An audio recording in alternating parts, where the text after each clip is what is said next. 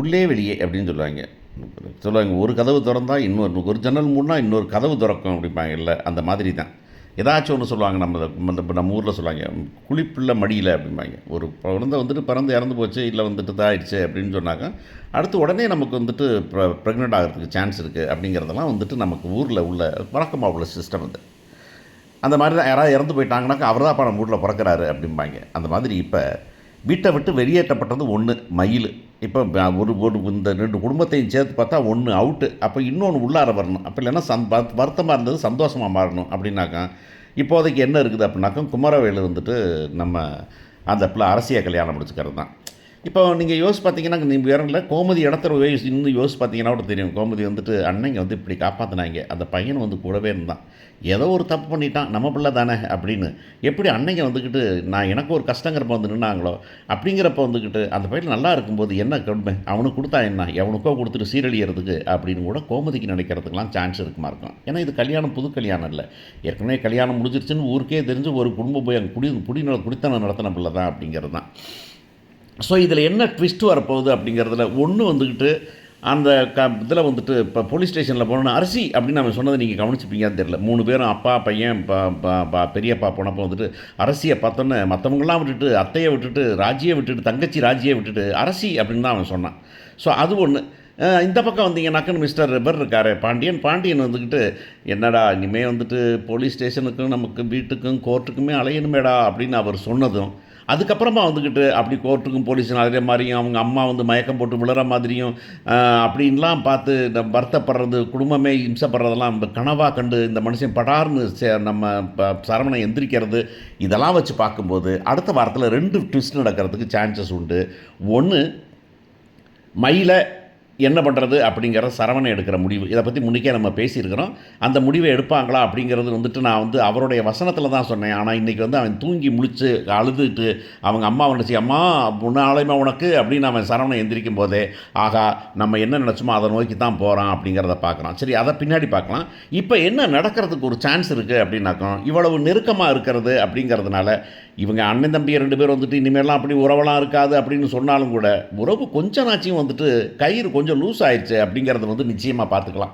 ரொம்ப இறுக்கமாக கழுத்தில் கட்டி வைக்கல, கொஞ்சம் லூஸ் ஆயிடுச்சு அப்படிங்கிறப்ப வந்துக்கிட்டு இனிமேல் வந்துக்கிட்டு நம்ம வடிவோ இல்லை வந்துக்கிட்டு அவங்க சக்திவேல் ஒய்ஃபோ இவங்களோ வந்துக்கிட்டு இவங்க வந்து இந்த பக்கம் கொஞ்சம் கேஷுவலாக பேசுகிறதுக்கு சான்சஸ் இருக்குது, இந்த பக்கம் அந்த பக்கம் மூவ்மெண்ட் இருக்கிறதுக்கு சான்ஸ் இருக்குது. பழனி இன்னும் சொல்ல போனால் நிறைய நேரம் வந்துட்டு உங்கள் வீட்டில் இருக்கிற சான்ஸ் இருக்குது. அப்படிங்கிறதுனால அம்மாவும் பொண்ணு நிறைய பேசிப்பாங்க, அதில் ஒன்றும் மாற்றமே இல்லை. அப்படிங்கிறப்ப ஒரு டைம் வரும்போது குமார் எங்கிட்டாவது பார்த்து இவங்கெல்லாம் பேசிகிட்டு இருக்கும்போது குமாரவேலு அரசியை பார்த்து, அரசி ரொம்ப கஷ்டப்பட்டுட்டியா அரசி, இந்த ஸ்டேஷனில் எனக்கு ரொம்ப வருத்தமாயிடுச்சு உடனே அங்கே பார்த்தோன்னு ரொம்ப இருந்துச்சுன்னா, இப்போ என்ன உனக்கு எதுக்கு அதுக்கு அப்படிங்கிற மாதிரி முழிக்காமல், இப்போ வந்து அந்த பொண்ணு முன்னே குடும்பத்துக்காக நினச்சது, இப்போ குடும்பம் ஒன்றா சேர்கிற பட்சத்தில் வந்துக்கிட்டு அந்த பொண்ணு ரொம்ப கோபமாக பேசாமல் கொஞ்சம் கஷ்டமாக தான் இருந்தது, அம்மாவை நினச்சி தான் கஷ்டமாக இருந்தது அப்படின்னு சொல்ல, உடனே வந்துக்கிட்டு எனக்கு உன்னைய பார்த்தா தான் கஷ்டமாக இருந்தது, நீ வந்துட்டு போய் ஸ்டேஷனில் உட்காந்துருக்குன்னு நான் ஷாக் ஆகிட்டேன். நான் நல்ல வேலை உனக்கு அன்றைக்கி நைட்டு அங்கே ஸ்டேஷனில் தங்க வைக்காமல் கூப்பிட்டு வந்துட்டாங்க அப்படின்னு சொல்லிட்டு சாரி வந்து நான் முன்னுக்கு அவனை வருத்தப்படுத்திட்டேன், அதுக்காக நான் வேறு ஒன்றும் கேட்கல அரசி, நான் வந்து நிஜமாகவே உன் மேலே அக்கறை வச்சுருக்கிறேன் அப்படின்னு தெரிஞ்சுக்கிட்டா போதும் அப்படின்னு சொல்ல, சரி சரி அப்படின்னு சொல்லி இந்த பொண்ணு சொல்ல, இது பக்கம் போனஸும் கொஞ்சம் போகமாக இருக்கும். இவங்க 2 பேரும் பேசிகிட்டு இருக்கதை அந்த பாட்டி பார்த்துட்டு பாட்டி நைஸாக வந்துக்கிட்டு கோமதிகிட்ட பேசப்படுது, ஏன் கோமதி நான் ஒன்று நினச்சிக்கிறேன், கோவிச்சுக்காத கோமதி, வந்துட்டு என்னமோ நடந்தது என்னமோ பண்ணோம், நான் வந்து அன்றைக்கி அரசி வந்துட்டு ஒரு வகையில் கல்யாணம் முடிச்சுட்டு வந்தப்போ இந்த திருட்டு பையன் இப்படி பண்ணிட்டானே அப்படின்னு எனக்கு குமார் மேலே கோபம் இருந்தாலும், ஒரு பக்கமாக பார்த்தா என் பேத்தியை என் வீட்டுக்கு கொண்டு வந்துட்டான், என் பேத்திக்கு இருக்கிற வேண்டிய இடத்துக்கு அவளை கொண்டாந்துட்டான் அப்படின்னு தான் நினச்சேன். ஆனால் பின்னாடி பார்த்தாக்கா அது இவ்வளவு பெரிய பிரச்சனையாக போகும்னு நினைக்கல. ஆனால் அவ்வளோக்கும் பிரச்சனையும் பார்த்தீங்கன்னா, உன் அண்ணன் பார்த்தியா அவங்க அன்னைங்க நீ வந்து போயிட்ட அப்படிங்கிறதுக்கும், ராஜி போயிட்டா அப்படிங்கிறதுக்கும், ஜெயிலில் இருக்காங்கிறதுக்கும், உடனே ராத்திரி பகலாக சோறு தண்ணின்னு பார்க்காம ஆளை பிடிச்சி அம்பை பிடிச்சி அந்த பக்கம் வக்கீலை பிடிச்சி கொண்டு வந்து உன்னை காப்பாற்றினாங்கன்னு ரொம்ப சந்தோஷமாக இருக்குது. என்னமோ என் கட்டை வேகிறதுக்குள்ளார ஏதாச்சும் ஒன்று நடந்தால் நல்லாயிருக்கும் அப்படின்னு என்னம்மா சொல்கிற நீன்னு, இல்லை முடிஞ்சதானே கல்யாணம் முடித்த மாதிரி தான் வந்திருந்தாங்க, ஏன் இப்போ நம்மெல்லாம் பேசி ஏன் வந்துட்டு அவங்க 2 பேரும் ஒன்று சேர்த்து வச்சிடக்கூடாது, குமார் பையன் முன்ன மாதிரிலாம் இல்லைம்மா, அரசிக்கு ஒன்று துடிச்சு போயிட்டான் அவன் தெரியுமா, அவன் தான் முதல்ல ஓடி ஒடியாந்தான், அதனால் பேசாமல் அவனுக்கு கல்யாணம் முடிச்சிடலாமா, மாப்பிள்ளை என்ன சொல்லுவார் அப்படின்னு கேட்கும்போது, தெரியலையேம்மா அப்படின்னு சொல்லிட்டு அந்த புள்ள சொல்லப்போது, ஆமாம் அன்னைங்க எவ்வளவு நல்லா இருக்கும்போது அது என்னுடைய அரசி வந்து அவங்க ஒன்றும் கஷ்டப்படுத்த மாட்டாங்க அப்படிங்கிறது எனக்கு தோணுது. அதனால் வந்து அப்படி இருந்தால் நல்லா தான் இருக்கும். ஆனால் என்ன சொல்கிறாங்கன்னு தெரில. எங்கள் வீட்டுக்காரர்கிட்ட சொல்லிடுவேன்மா நான். ஆனால் வந்துட்டு அண்ணங்க என்ன சொல்லுவாங்க, சக்தி அண்ணன் என்ன சொல்லுன்னு தெரியலையே அப்படின்னா, அதை நான் பார்த்துக்கிறேம்மா அப்படின்னு சொல்லிட்டு அவங்க போய் மருமகள்கிட்ட பேச போகிறாங்க. ஏம்மா அந்த பிள்ளை வந்து நல்லா தானே இருந்துச்சு, ஏதோ இந்த திருட்டு பய கிறுக்கு பய பண்ணதெல்லாம் போச்சு, இப்போ தான் நல்லா இருக்கானேம்மா, நம்ம பேசாமல் அந்த கல்யாணத்தை முடிச்சு வச்சிடலாமா அப்படின்னு கேட்டாக்கான். இந்த 2 மருமகள்களும் நிச்சயமாக சரின்னு தான் சொல்ல போகிறாங்க. இந்த பக்கம் வந்துட்டு கோமதி பேச போகிறாங்க. கோமதி பேசினா பாண்டியன் வந்துக்கிட்டு ஓரளவுக்கு ஒத்துக்குவார். ஒத்துக்கிட்டு பேசிடலாம், ஏங்க நம்மளே பேசிடுவோமா அம்மாக்கிட்ட, நான் வேணால் பேசட்டுமா அப்படின்னு கேட்டாக்கா, சரி பேசு அப்படின்னு சொல்ல போகிறார் அவர்.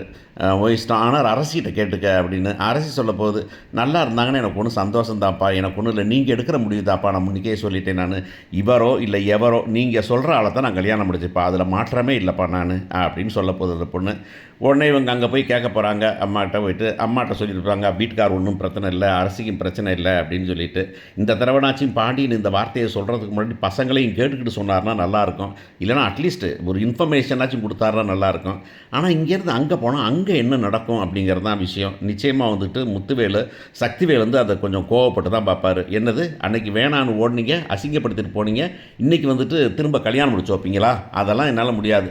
ஏன் இப்போ வந்துக்கிட்டு ஜெயிலுக்கு போயிட்டா அப்படிங்கிறதுனால வந்துக்கிட்டு இப்போ ஈஸியாக கல்யாணம் முடிச்சு கொடுத்தலாம் நினைக்கிறாங்களா அப்படின்னு அவர் பேசுகிறதுக்கு சான்ஸ் இருக்குது. முத்துவேல் சொல்லிட போகிறாரு, இங்கே பாருமா, அந்த பொண்ணு கல்யாணம் முடிச்சுட்டு வர்றதுனால எனக்கு பிரச்சனை இல்லை, ஏற்கனவே வந்திருந்த பொண்ணு தானே, ப்ராப்ளம் இல்லை. ஆனால் கல்யாணம் முடிச்சு வந்துருச்சா நம்ம வீட்டோடு இருந்துக்கணும், அப்புறம் பாண்டிய வீட்டுக்கு நமக்கு ஒன்றும் சங்காத்தமே இருக்கக்கூடாது. அப்புறம் போயிட்டு மருமக மாமனார் நான் ஒன்றா இருக்கிறேன், அப்புறம் விருந்துக்கு போகிறோம் அப்படின்லாம் இருக்க முடியாதுனால அதெல்லாம் மனசில் ஒவ்வாது அப்படின்னு சொல்லிட போகிறாரு. உடனே இந்த பேச்சு பாதியில் நின்று போயிடும். ஆனால் பாட்டி நிச்சயமாக வந்து இதை ட்ரை பண்ணிட்டு தான் இருப்பாங்க அப்படின்னு தெரியும். ஸோ அந்த பக்கம் என்ன நடக்க போகுது அப்படிங்கிறது தான்.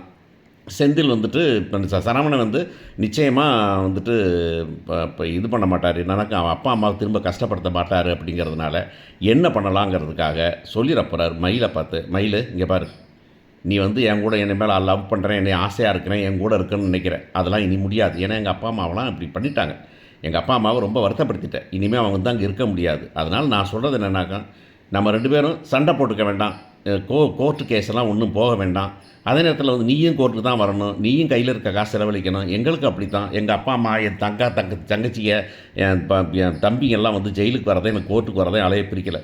அதனால் நீ நல்லவளாக இருந்தாக்கும் நீ மரியாதையாக வந்துட்டு போலீஸ் ஸ்டேஷனில் போய் கோர்ட் கேஸை வாபஸ் வாங்கிடு, நம்ம பாட்டில் பிரிஞ்சிடலாம், நீ பாட்டில் நல்லா இரு, நான் பாட்டில் நல்லா இருக்கிறேன், அவ்வளோதான் முடிஞ்சு போச்சு அப்படின்னு சொல்லும்போது அந்த பொண்ணு வந்துட்டு வேறு வழி இல்லாமல் ஒத்துக்கிறதுக்கு சான்ஸ் இருக்குது அப்படின்னு தான் நம்புகிறேன். ஏன்னா ஏதோ ஒரு வகையில் வந்துட்டு மயில் வந்துட்டு இல்லை நான் வந்துட்டு எங்கள் அப்பா அப்படிலேருந்து வெளியே வரேன் அப்படிங்கிறத சொல்லித்தான் ஆகணுங்கிறது தான் விஷயம்.